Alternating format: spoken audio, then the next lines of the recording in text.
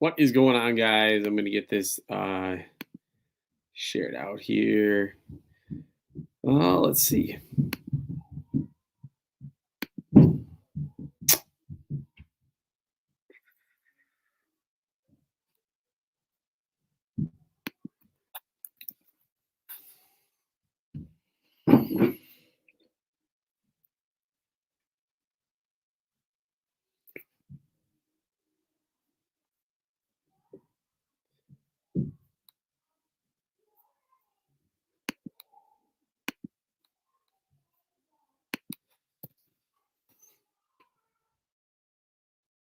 We can start here in about 30 seconds.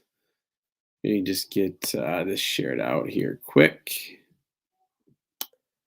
Let's see.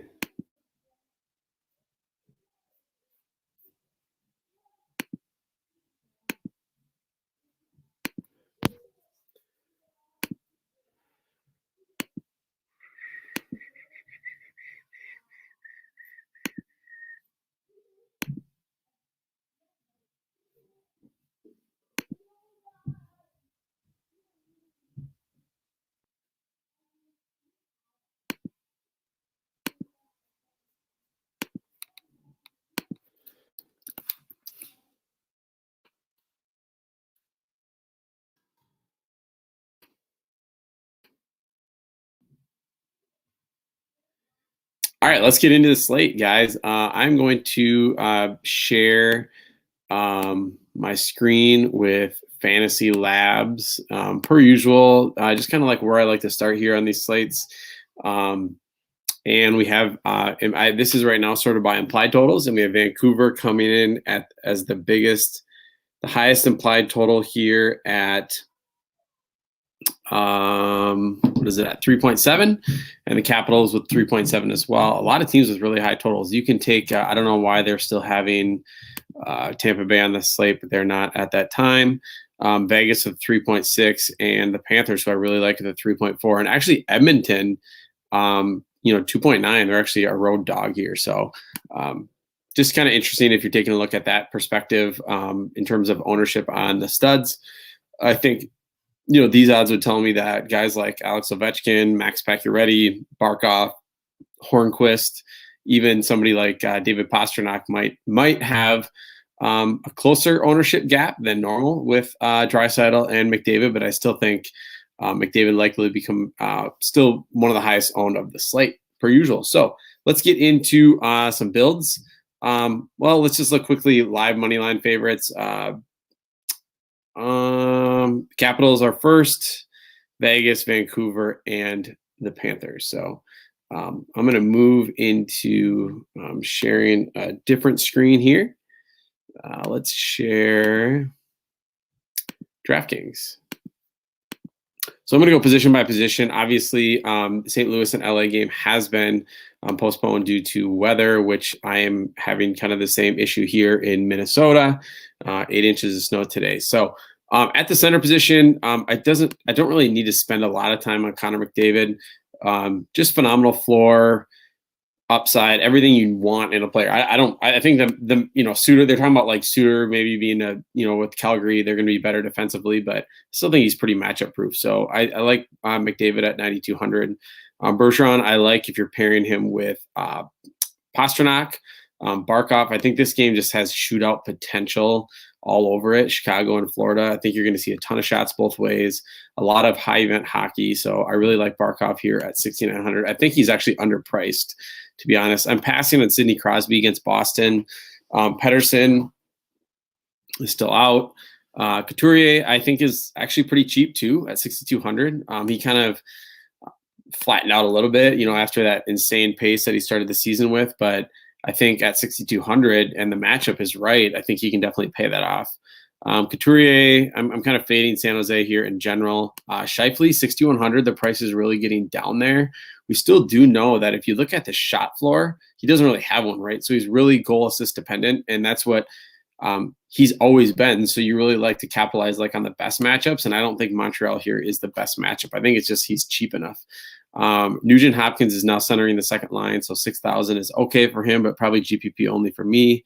Malkin's price is crazy. I think you're going to see a lot of people stack up like Horvat, even though, again, he's not a great floor player, but this is, like, again, one of the best matchups you're going to get with Ottawa. Just a lot of high event, a lot of goals. And then, or somebody even like JT Miller, who I, don't usually go to in cash, but I think he's, definitely viable. I mean, look at the time on ice. He's playing over 20 minutes of ice time a night. So you can definitely go there. Going down here a little bit further, I think Claude Giroux is too cheap. Carlson has got some value. Sean Monahan is valuable too. There's a lot of really like cheap mid-range centers here. Suzuki, Hurdle, Norris, Kuznetsov, all these guys are firmly in play. And if it serves me right, I think, let me double check. I think he is still skating with Ovechkin, right? Kuznetsov, he's just been terrible. Basically, let me see. I know he's been awful. I mean, he's had some assists, I guess, but he has like 0 floor. Let me double check. Nope, Backstrom and Oshie is going to be the line. So Kuznetsov's going to be skating with Sprong and Vrana, I think it says. So probably a pass for me. Dubois is cheap enough now again that I think you can start to consider him. He kind of like went overpriced. He hasn't been amazing lately. We really liked him when he was super underpriced, obviously, but I think 3,900 is viable for him. Soderberg has kind of continued to pay off at 3,700. Tierney, White, Wenberg are all decent values. Jesper Kotkaniemi, has been not that great the last 2 games, but has seen, an increase in his role. Just hasn't really had it come to fruition. Eric Stahl, 3,200, has got upside, in a decent matchup against Washington. So that's kind of it where I'm at for center. Let's go to the winger position. Now, I think, again, this slate, Pastrnak 9,100, McDavid 9,200. Like in a vacuum, I think I just always prefer McDavid over Pastrnak. Like if it's pretty close matchups, I would say that Boston has the better matchup here against Pittsburgh, who's been giving up a lot on defense. So it's going to be really splitting margins on who you want there. They're both on the road, so both teams can line match with them. Draisaitl 8,600. I think might go overlooked here, but I think, again, you can just go back to plug and play him with McDavid. When these guys are together, it's just like insane puck possession numbers, insane high event hockey. So you can't deny that. And then you get Ovechkin getting a phenomenal matchup here with Buffalo at a discount compared to the other studs. So I think you can easily go to him too. I think the 5-shot on goal bonus is firmly in play here with, I think, likely at least 1 goal. Pacioretty, just like, I don't know, the guy goes overlooked so often when he has like a couple duds, and then he goes up and puts almost 30 points up in the last game against St. Louis. So I think, he could do that here against San Jose, who gives up a ton defensively. Patrick Kane, 7,600. Like all these guys, like, I mean, I can't fault you if you just like go down to Kane, because you're just like, well, the prices are all, so different here. Why not go for the cheapest one? I think Kane's in a phenomenal spot as well. Let's move down here a little bit further. I really like Patrick Hornquist at 6,300. Just has had a really good year and had a lot of floor, a lot of shots on goal. Like I said, I just expect this game to blow up, and then you can use him, and you could also pair him with Huberdeau. Mark Stone would be a great pairing with Pacioretty. And then if you want to go to what will likely be some chalky Vancouver stacks with Boesser, I really like. Who else am I thinking of for them on the wing? Gosh, they got to have more than that. That's up here. Hoglander's 4,200. So yeah, I mean, you see, I think Boesser is going to be pretty popular actually at winger. Marcia show, like this spot is just loaded. So I think when you have these spots that are so loaded like this, you first decide, are you going to be building like stars and scrubs? And if you are, then you're immediately going to have to go down to the value, right? But if you go balanced, you can easily fit in like a Hornquist, you can fill in Barkov, you can fill in maybe going, Boesser and Horvat, and you're balanced, right? Like you're getting a lot more goal equity in these really good spots. But obviously, if the stars go ballistic or nuclear, then you're going to be chasing. Some decent value here. I like Craig Smith. DeBrusque is going to be back in the lineup tonight. Marchment's continued to have a really good role for Florida. And last game he kind of put up a dub, but he's been having a shot floor lately, which has been really nice. Sprong on the second line with Kuznetsov, like I mentioned before. Balsers, Keiko, Donato, all these guys are viable in cash as punts. Tage Thompson is likely to be on the first line. It's 2,900. Can't ignore that.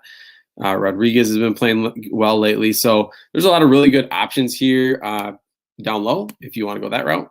All right, let's jump over to defense, and then we'll hop off here. This is just really quick today, but Burns, Carlson, Shabbat. I really like the form Carlson's in right now. It's been double digits in his last 4 or 5 games. Just been a monster, and obviously we know that that's his capabilities when Ovechkin's healthy and they're running on all cylinders. He's on that top power play, so I really like him there. Going down here a little bit further, Nurse and Barrie are going to always be one of my favorite cash options at D. They just have such a high floor. Chris Letang I really like at 5,600. Just don't love the matchup, love the price. Fox is decent as well.